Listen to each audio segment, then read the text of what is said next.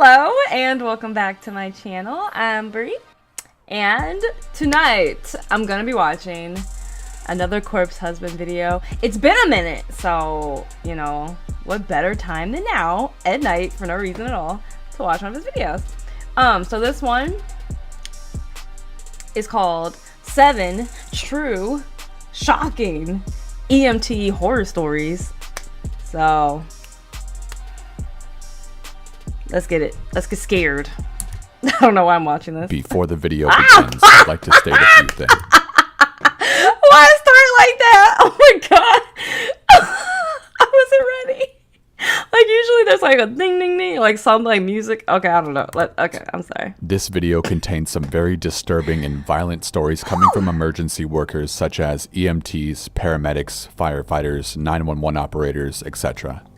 I ask that you please respect them in the comments, as these were very traumatic experiences for them. Oh gosh, I'm nervous. I hope that this video spreads awareness on how hard their jobs are and has some lessons for you to take with you. If you can't handle extremely gruesome stories, this may not be the video for you. That being said, let's begin.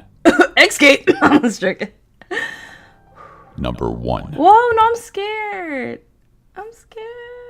I thought doesn't he usually like count backwards? I don't know. He's starting off with 1. Law enforcement / EMT here. There was a family of 4 in the car. Mom driving, teenage daughter in the front seat, grandma and 5-year-old son in the back. The mom was texting and driving and didn't notice a huge sweeping curve in the road. Went head on, driver to driver with a gravel hauler 18-wheeler without either of them having time to touch the brakes. My partner arrived a minute before me, and the first thing I saw upon arrival was him crying, carrying the lifeless 5-year-old boy away from the car covered in all kinds of fluids. I approached what remained of the vehicle's passenger side, and there was blood and brain matter all over. The mom, who was the driver, was just pieces. Completely severed arms still trapped between the steering wheel and dash/hood and engine. The grandmother was pinned behind her, broken back and neck, internally decapitated. Only the teenage daughter in the front seat survived, which is how we determined the mom was texting and driving. Oh my god. I've responded to a lot of gross and gruesome things, but this was easily the most disturbing.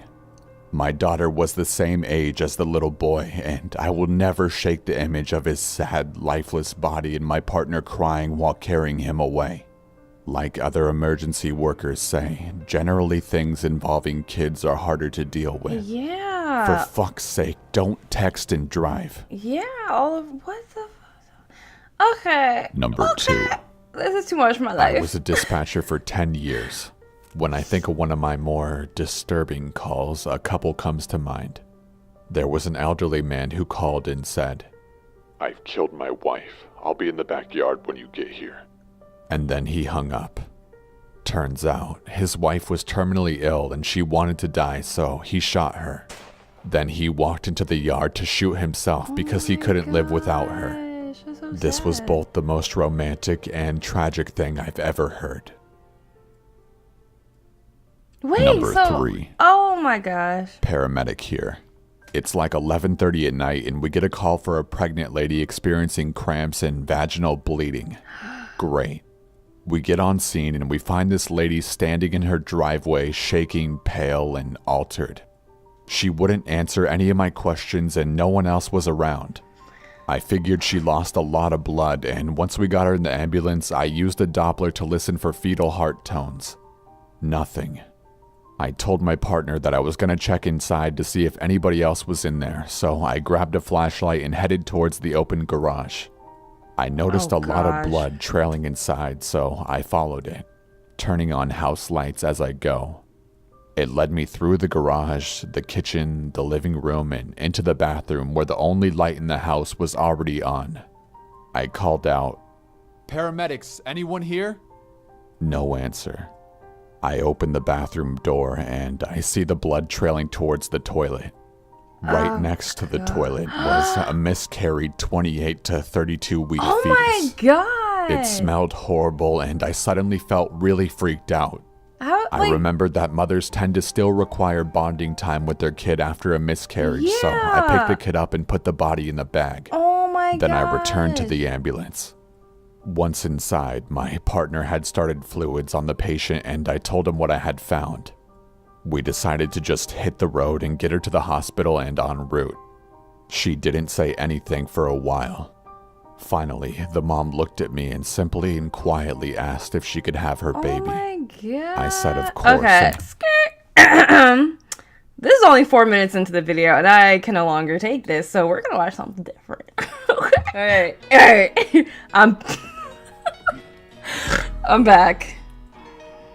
I just could not watch that last video. That was too much. Too much for my entire, life. Was not expecting that. So, instead, I found another video. Scary Reddit stories by Lazy Masquerade, so it's lit. And just so this video isn't 8 billion years long, I'm just gonna watch 2 stories on here. And then, maybe I'll watch the rest later. You never know. Part 2, I don't know. But okay, I'm gonna stop talking because yeah. And yeah.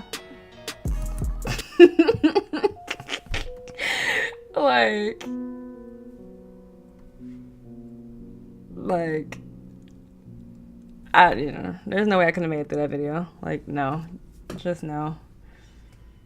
Let's see if I can make it through this one. Number 1. I've been a long-time stalker of this page, and I have a story of my own that still haunts me to this day. Oh my gosh. Let me set the scene for you. I was 7 years old, currently 25, and my mother was dating a man who had a daughter who was around 15. Okay. Her name was Christy. While she didn't live with us, she did stay with us some weekends. The reason this is important will come into play a little later.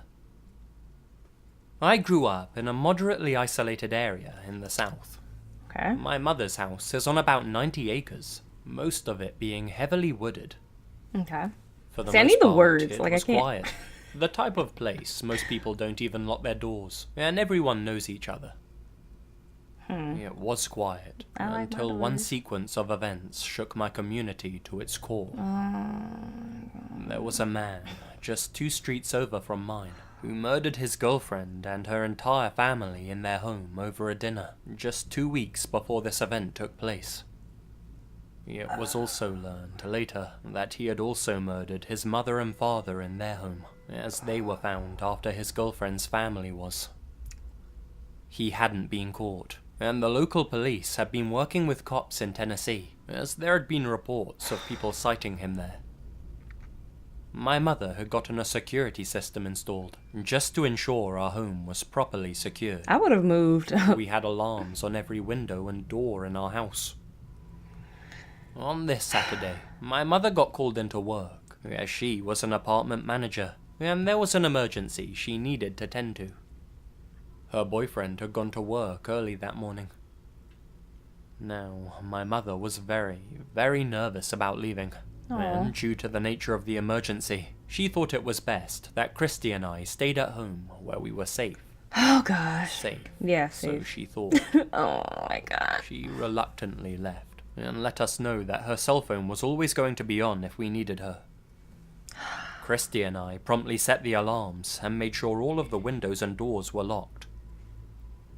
My mother had been gone about an hour, and we were deep into a movie on Disney, eating pizza. Oh.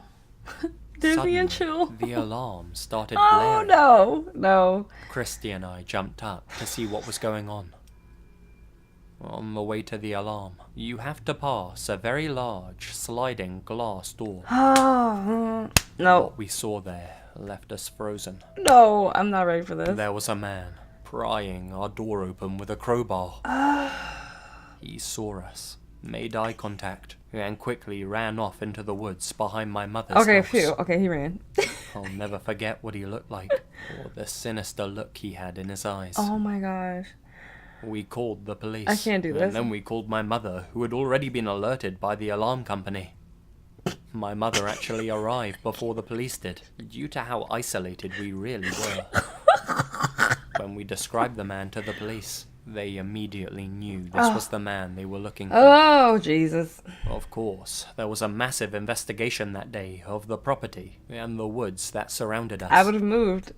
Bye. In the woods, they found cigarette butts, lots of canned food, soda bottles, and a makeshift tent made from a tarp. The man had been living behind us the entire time, and even stealing food from our trash. Chill. When he was arrested, which was a few hours after the incident. Good thing I'm only he listening had to two of admitted these. to watching our family to learn our habits, knowing that he could take advantage of the house when no one was there. Even now, as an adult, this event still follows me. Yeah, like... Just goes to show, you never really know who's watching you. Oh my god, that's so scary. Don't say that. Why? Why would you have to end with that? Number 2. Last one. Yes, because I can't do this. But my grandma does. Back in the 70s, they had a family party.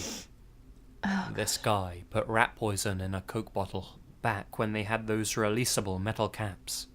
Yeah. Then he left it in the fridge with the rest of the Cokes for whichever unlucky family member would drink it. My uncle was maybe 7 at the time, and he snuck it. The kids weren't allowed soda, so maybe whoever poisoned the cola didn't think a kid would end up with it. It ended up killing my uncle. Oh my god. My grandma lied about it, and I was always told some kid at school did it.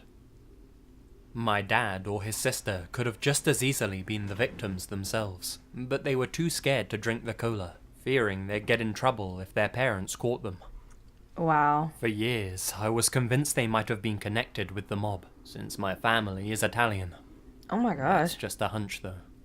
I think it was more of an arsehole way of playing Russian roulette with Coke. Nothing ever came of it, and despite the fact it was her own son who died, my grandma never revealed the killer.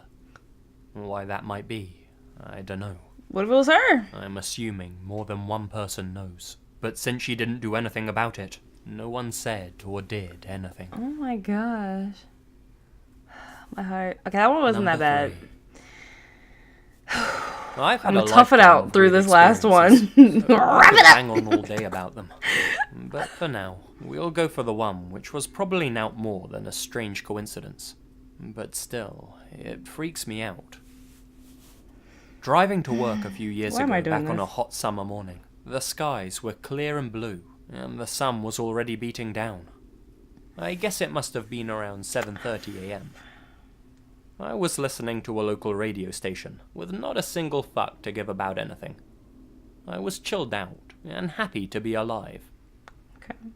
As I pull out from a junction and join the queue of traffic slowly crawling towards the town centre, I spot a very odd-looking woman, just across the road from me. Oh gosh, here we go. Now, I don't have the best memory for details, but I do very clearly recall that she was about middle-aged, had very unkempt, shoulder-length hair, like really scraggly, and I could tell from both her facial expressions and her gait that she wasn't all there mentally.